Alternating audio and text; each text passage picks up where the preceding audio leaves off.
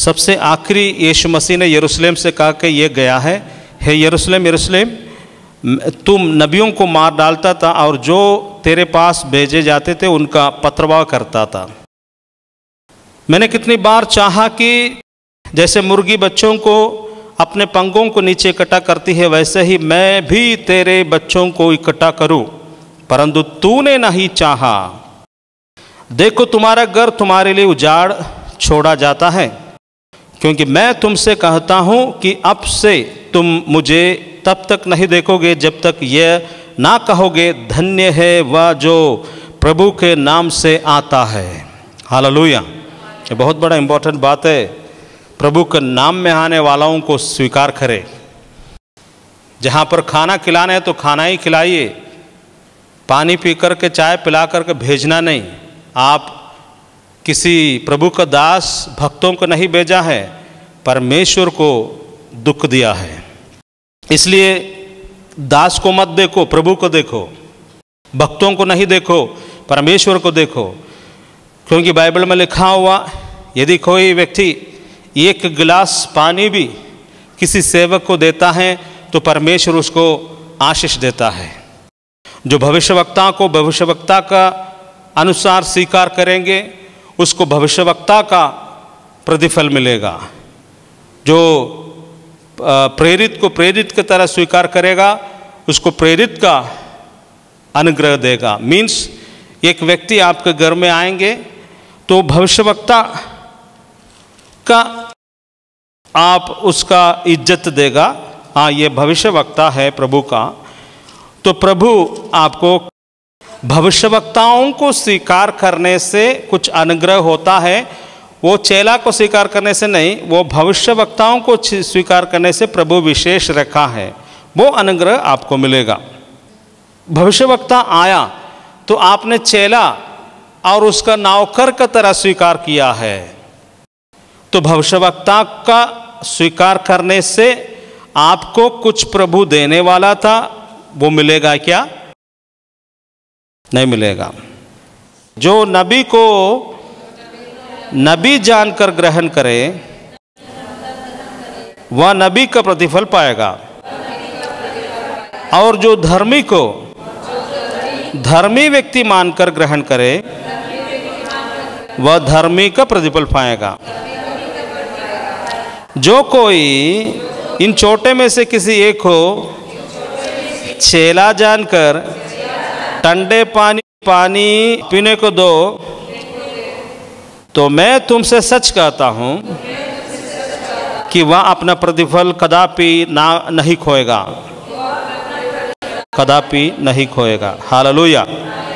प्रतिफल के विषय में बोल रहा है, स्वीकार करने के विषय में 40 में बोला है। सबसे पहले मैंने पढ़ा था, जो तुम्हें ग्रहण करता है वह मुझे ग्रहण करता है, और जो मुझे ग्रहण करता है वह मेरे बेचने वाले को ग्रहण करता है। समझ लीजिए इस विषय को। आपको प्रभु का भेजा हुआ व्यक्ति को जब तक स्वीकार नहीं करेगा, मुंह से नहीं, कुर्सी से नहीं, दिल से। मुंह और कुर्सी से स्वीकार मत कीजिए, प्रेज़ द लॉर्ड ब्रदर, नहीं। अच्छा कुर्सी उसको खींच कर ना दो, दिल से स्वीकार करो। दिल दिल दिल दिल दिल। प्रभु बोलता है उसमें प्रतिफल है। तो भेजे हुए व्यक्ति को समझना, ये भेजा है यीशु का है। ये आदमी जो मेरे घर पर आया ये यीशु मसीह का चेला है। कैसे भी आदमी हो, लेकिन तू उसको स्वीकार करेगा प्रभु का नाम पर, आशीष तो तुमको मिलेगा जरूर। समझ में आया? जो तुम्हें ग्रहण करता है वह मुझे ग्रहण करता है, जो मुझे ग्रहण करता है वह मेरे बेचने वाले को ग्रहण करता है। इसको उल्टा कैसे पढ़ेंगे हम लोग? जो तुझे ग्रहण नहीं करता है वह मुझे ग्रहण नहीं करता है, और जो मुझे ग्रहण नहीं करता है वह मेरे भेजने वालों को भी ग्रहण नहीं करता है। अब सारा का आंसर मिल गया ना? इसको कहाँ से शुरू करना है वहाँ पहुँचने के लिए? तूने तो सीधा वहाँ जाना चाहता है। धरती के लोगों को उतना पसंद नहीं करता है, हमको ऊपर से आ जाए। तो धरती में जब तुम दिल से दिल मिलाओगे तो ऊपर से आता है। हालेलुया। तो प्रभु कहता है हम लोग 41 अभी पढ़ने जा रहा है। नबी को नबी जानकर ग्रहण करे वह नबी का प्रतिफल पाएगा, और जो धर्मी को धर्मी व्यक्ति मानकर ग्रहण करे वह धर्मी का प्रतिफल पाएगा। इसका अर्थ क्या है? मीन्स वो नबी है तो नबी जानकर ही उसको ग्रहण करे। तो मतलब एक नबी को देने वाला इज्जत उसको दे दिल से। अब प्रभु ने यह नहीं बोला धर्मी जन और चेले के विषय में भी वहां बोला 3 कैटेगरी है नबी। क्या क्या है? नबी है, बोलिए नबी, धर्मी जन, चेला। ये कौन कौन है? नबी मीन्स नबी भविष्यवक्ता, पास्टर से भी थोड़ा बड़ा है, समझ में आया? दूसरा में क्या है? धर्मी। धर्मी कौन है? हम उसको ये कह सकता है विश्वासी, नॉर्मल पीपल। और तीसरा में क्या है? चेला। चेला में प्रेरित भी आ सकता है। तीनों कैटेगरी वहां बोला। अब तू नबी को चेला का नाई ग्रहण किया है तो तूने पहले तो नबी को इंसल्ट कर दिया है। दूसरा, चेला नबी का प्रतिफल प्रभु तुमको रखा हुआ था, उस दिन वो प्रतिफल तुमको नहीं मिला। जो नबी को नबी जानकर ग्रहण करे वह नबी का प्रतिफल पाएगा, और जो धर्मी को धर्मी व्यक्ति मानकर ग्रहण करे वह धर्मी का प्रतिफल पाएगा। प्रभु बोलता है कि नबी को नबी का ही रेस्पेक्ट मिले, और धर्मी को धर्मी का ही रेस्पेक्ट मिले, और चेले को चेलों का ही रेस्पेक्ट मिले। और नबी को तुमने चेला का रेस्पेक्ट दे देता है तो विषय यह है, कोई बात नहीं, नबी को कोई फर्क नहीं पड़ता है, लेकिन इसके पीछे एक प्रतिफल के विषय में बोल रहा है। हालेलुया। अनजान व्यक्तियों को स्वीकार करने से आप परमेश्वर का आशीष को पाता है। सबसे बड़ा एक इंपॉर्टेंट वचन है सेवा करना, दूसरों को सेवा करना। जो घर में आता है उसको सेवा करना, विशेष करके आप तो बगल वाले के घर में जाकर सेवा करने के लिए प्रभु लिखा नहीं है, लेकिन आपके घर में जो आता है उसको सेवा करो दिल से। कैसे सेवा? हर बात में दो तरह का बात होता है। एक दिल से भी सेवा कर सकता है, मन में कुड़कुड़ाने के साथ में भी। आपको किसी को देने का मन नहीं तो नहीं दो, ज़्यादा अच्छा है, लेकिन देना है तो खुशी से दे देना, दिल से दे देना। प्रभु उस पर आशीष देगा, क्योंकि देना पड़ रहा है इसलिए दे रहा है, तो परमेश्वर से आपको प्रतिफल नहीं मिलेगा। साराई का नाम क्या हो गया फिर? सारा। साराई को सारा कैसे नाम हुआ? परमेश्वर ने इब्राहिम को आशीष दिया था, परंतु दूसरे बार वो प्रतिज्ञा को पूर्ण करने के लिए परमेश्वर ने उसको अप्रूवल तब किया है। 3 व्यक्ति जेनेसिस में 3 व्यक्ति अचानक इब्राहिम का घर के सामने आकर के खड़ा रहा है उसका आंगन में। मतलब अनजान व्यक्तियां, 3 अनजान व्यक्ति इब्राहिम का घर के सामने आकर खड़ा रहा। इब्राहिम को नहीं मालूम था ये कि परमेश्वर था, स्वर्गदूत था। स्वर्गदूत आदमी बनते हुए कई बार हम बाइबल में देख सकता है। स्वर्गदूत फिजिकल अपीयरेंस में प्रकट हो सकता है आज भी। तो फिजिकल अपीयरेंस में स्वर्गदूत आया था स्वर्गदूतों के विषय में, इसलिए बाइबल में लिखा है पुराने नियम में परमेश्वर स्वर्गदूतों के द्वारा मनुष्यों से बात किया। उसके बाद अब के भविष्यवक्ताओं के द्वारा परमेश्वर बात किया। तीसरा, अपने पुत्र के द्वारा परमेश्वर संसार से बात किया है स्वर्गदूत के द्वारा। मूसा नबी से परमेश्वर स्वर्गदूत के द्वारा बात किया है। उस समय ना होली स्पिरिट को दिया था, ना भविष्यवक्ता था, इसलिए स्वर्गदूत के द्वारा मूसा नबी से अभिषेक किया है, बात हुआ है। सेकंड थिंग, नबिया आया तो नबियों के द्वारा परमेश्वर बात किया है। तीसरा, पुत्र के द्वारा बात हुआ है। अब पवित्र आत्मा के द्वारा वो बात कर रहा है अपने सेवक लोगों के मुंह से। ध्यान दीजिएगा, इब्राहिम के पास स्वर्गदूत 3 व्यक्ति, अनजान व्यक्ति उसके घर के सामने आकर के खड़ा रहा। लग रहा था कि कोई यात्री है, वहां आकर के ठहरा उसके घर के सामने।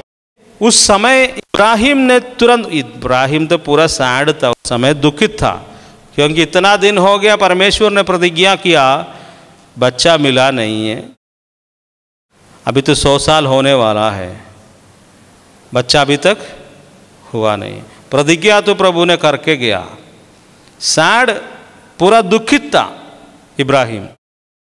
ये दुख के साथ में बैठने के समय में ही इब्राहिम के घर के सामने 3 आदमी आकर के खड़ा रहा। इब्राहिम अपने दुख को वहां दिखाया नहीं है, परंतु खुशी के साथ ये तीनों आदमी को स्वीकार किया है। बोले, अब मालिक आप लोग कहाँ जा रहा है? ठहर जाइए, ठहर जाइए, थोड़ा आराम कीजिए, मेरे घर में रहिए, मैं जा रहा हूँ, आप लोग यहाँ रहिए, मैं आकर के आप लोगों के लिए भोजन लेके आएंगे, थोड़ा पानी पी लीजिए, फ्रेश हो जाइए, भोजन करके यहाँ से जाइए, बहुत थका हुआ आप लोग होगा, बैठिए बैठिए। ना ना ना, बैठिए। जबरदस्ती इब्राहिम उसको तीनों लोगों को आदर किया है। उत्पत्ति 18:1 से, जब इब्राहिम दिन की खड़ी धूप में अपने तंबू के द्वार पर बैठा हुआ था, तब यहोवा मम्र के बांज वृक्ष के पास उसके सामने प्रकट हुआ, और जब उसने अपनी आंखें ऊपर उठाई तो देखा कि 3 पुरुष मेरे सामने खड़े हैं। उन्हें देखकर वह उनसे मिलने का तंबू के द्वार से दौड़ा और भूमि पर गिरकर उसने दंडवत किया। बाप रे बाप, यहाँ तो भूमि पर गिर के नहीं, गिरने के लिए यीशु ने नहीं कहता है, वहाँ तो इतना दंडवत करके स्वीकार कर रहा है। और कहा, मेरे प्रभु यदि मुझ पर तेरी कृपा दृष्टि है तो अपने दास के पास से यो ही ना चले जाना। प्रभु किसको बोला है? प्रभु मतलब परमेश्वर को नहीं बोल रहा है, मतलब हे मालिक ऐसे करके हम लोग कभी कभी पुकारता है ना किसी को, उसी तरह बोल रहा है। थोड़ा पानी लाया जाए जिससे कि आप लोग अपने पाँव धोकर इस वृक्ष के नीचे विश्राम करें। आप अपने दास के यहाँ पधारे हैं, इसलिए मैं कुछ रोटियां ले आऊँगा कि आप खाकर तृप्त हो, उसके बाद भले ही आप चले जाएं। उन्होंने कहा, जैसा तूने कहा है वैसा ही कर। इब्राहिम ने तंबू में सारा के पास शीघ्रता से जाकर कहा। सारा इब्राहिम का पत्नी तुरंत 3 पसेरी मैदा लेकर गूंद ले और फुलके बना। फिर इब्राहिम झुंड के पास दौड़ा गया और एक अच्छा सा नरम बछड़ा लेकर सेवक को दिया और उसने उसे फुर्ती से पकाया। तब उसने दूध, दही और वह बछड़ा जो उसने पकाया था उसके सामने परोसा। कितना बड़ा काम कर रहा, देखिए क्या ज़रूरत है रोड पर से जाने वाला आदमी को इतना देने का। और जब वे खा रहे थे तो वह उसके पास वृक्ष के नीचे खड़ा रहा, वो देखते रहा दिलचस्पी से। तब उन्होंने उससे कहा, तेरी पत्नी सारा कहाँ है? उसने कहा, वह तो तंबू में है। उससे कहा गया, मैं अगले वर्ष निश्चय इसी समय तेरे पास फिर आऊँगा और देख तेरी पत्नी सारा से एक पुत्र होगा।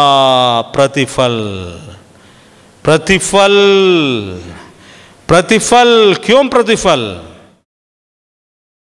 सेवा करने से। क्यों प्रतिफल? सेवा करने से, सेवा टहल करने से प्रतिफल है। कई लोग इसमें से मतलब वंचित हो जाता है। वो नहीं चाहता मेरे घर में कोई पादरी आए, प्रार्थना ना हो।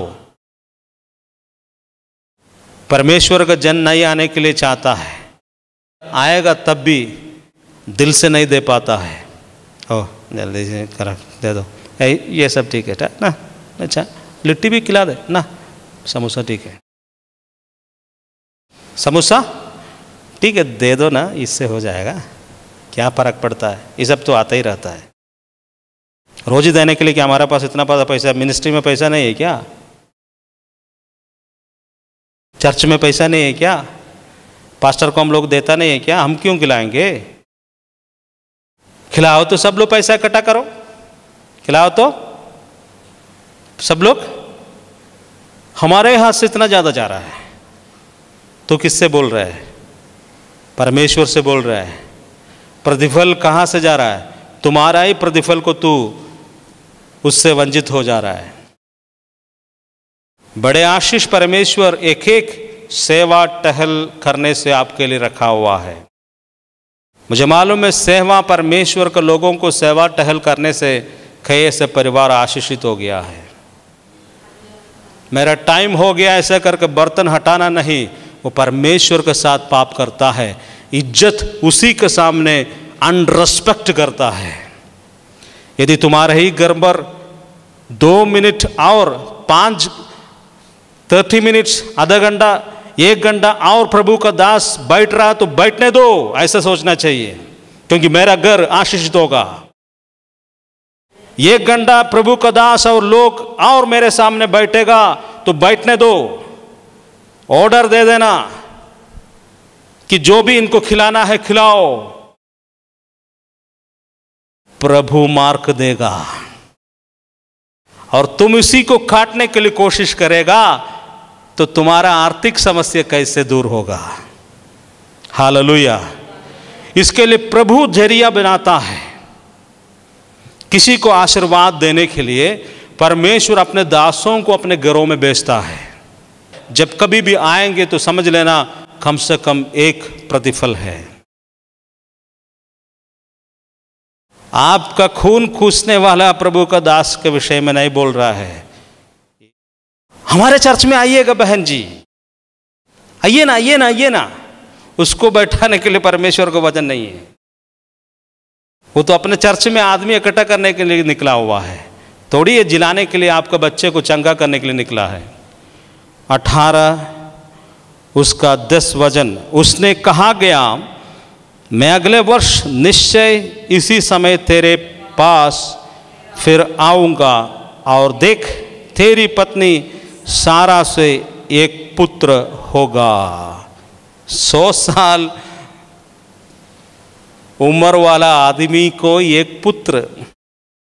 और नीचे हम लोग पढ़ेंगे, और उसके पीछे सारा तंबू के द्वार से सुन रही थी। इब्राहिम और सारा तो बूढ़े थे, उनकी आयु ढल गई थी, और सारा का मासिक धर्म बंद हो चुका था। सारा मन में हंसते हुए कहने पाए मैं बूढ़ी हो गई हूँ और मेरा स्वामी भी तो बूढ़ा हो गया, तो क्या मुझे ये सुख होगा? और यहोवा ने इब्राहिम से कहा, सारा ये कहकर क्यों हंसी कि मैं जो इतनी बूढ़ी हूँ, क्या सचमुच जन्म दे सकूँगी? क्या यहोवा के लिए कुछ भी असंभव है? मैं निर्धारित समय पर अर्थात अगले वर्ष इसी समय तेरे पास फिर आऊँगा, और सारा की गोद में एक पुत्र होगा। और फिर हम पढ़ेंगे बाद में, परमेश्वर इब्राहिम को इसहाक को दिया है। ठीक 1 साल बाद तो वहाँ पर इसहाक था।